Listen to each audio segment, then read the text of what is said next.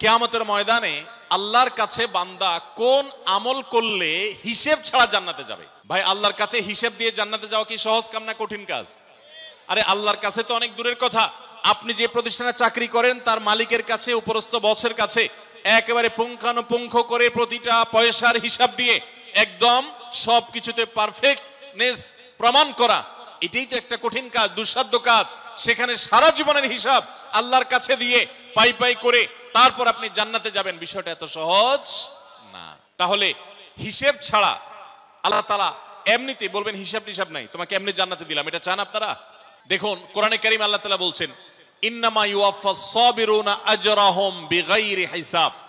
আল্লাহ বিনিময় দেওয়ার ক্ষেত্রে, সওয়াব দেওয়ার ক্ষেত্রে দুনিয়াতে যারা সবরকারী হবে, যারা ধৈর্যশীল হবে, যারা সহিষ্ণু হবে, যারা নিজেকে নিয়ন্ত্রণ করতে পারবে, এই সবরকারীদেরকে আল্লাহ তাআলা হিসেব ছাড়া দিবেন, তাদেরকে সওয়াব দিবেন হিসেব ছাড়া।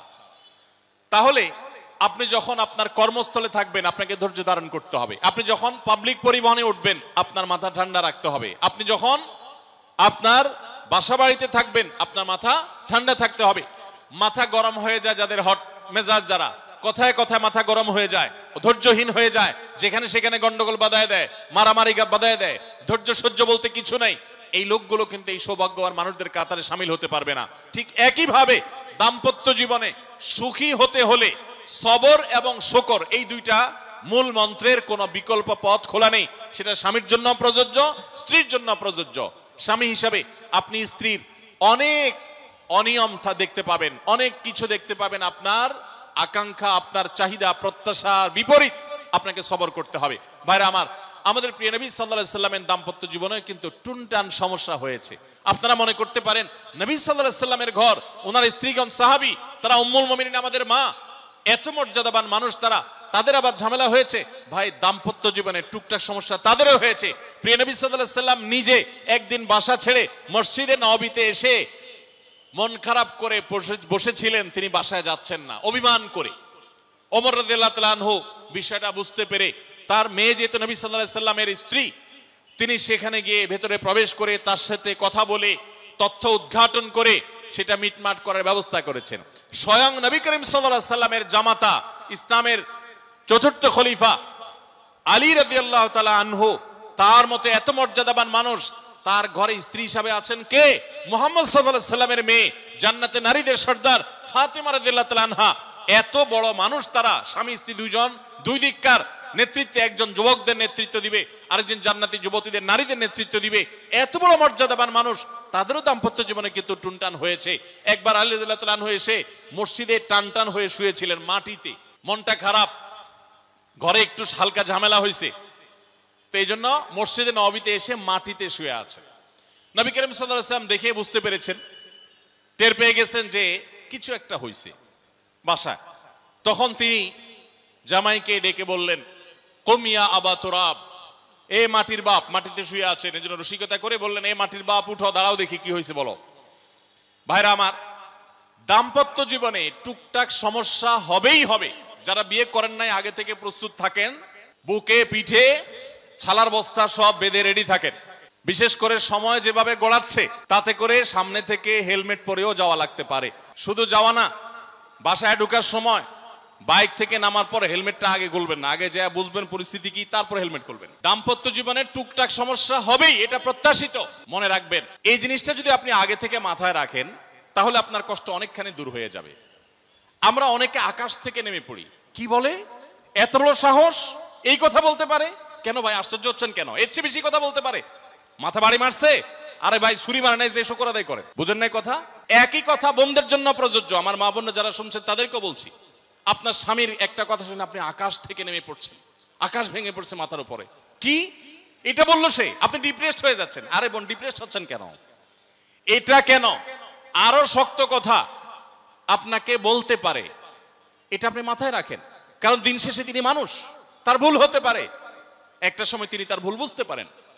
দাম্পত্য জীবনে যদি স্বামী স্ত্রী উভয়ে যদি ধৈর্যশীল না হয়, সবরকারী না হয়, হুটহাট রিয়াকশন করে ফেলে, কখনো দাম্পত্য জীবনে সুখী হওয়া সম্ভব নয়। মনে রাখতে হবে, একসাথে থাকতে গেলে, দুইটা পাতিল একসাথে থাকতে গেলে টুনটান লাগে না? বাধে হয় না? আপনার কাছে যদি কেউ এসে গাল গল্প দেয়, দেখবেন অনেকে গাল গল্প দেয়। গাল গল্প দেওয়া লোক আছে না নাই? ভাই 30 বছর সংসার করেছি, জীবনে আমাদের একটা কথা হয় নাই। ডাহা মিথ্যুক, এ লোক ডাহা। আপনার 50 বছরের সংসারে কোনো বিষয় হয় না। হ্যাঁ, ঝগড়া করেন না সেটা ভিন্ন বিষয়, কিন্তু ভিন্ন মত হবে না, দ্বিমত তৈরি হবে না, নিজেদের মধ্যে ভুল বোঝাবুঝি তৈরি হবে না, একবারও হবে না জীবনে, অসম্ভব। মুহাম্মদ সাল্লাল্লাহু আলাইহি সাল্লামের ঘরে যদি হয়ে থাকে, আলী রাদিয়াল্লাহু তাআলা ফ্যামিলিতে যদি হয়ে থাকে, সাহাবীদের ঘরে ঘরে যদি হয়ে থাকে, আপনি কে?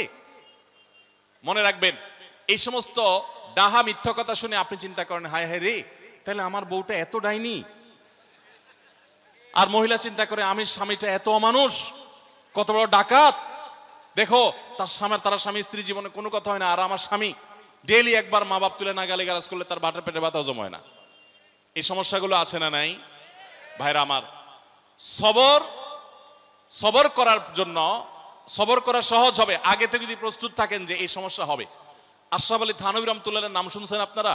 ভারত উপমহাদেশের এমন একজন আলেম ছিলেন, খুব বিচক্ষণ মানুষ ছিলেন, অনেক বিদগ্ধ মানুষ ছিলেন, অনেক বড় আল্লাহওয়ালা ছিলেন, নেককার মানুষ ছিলেন।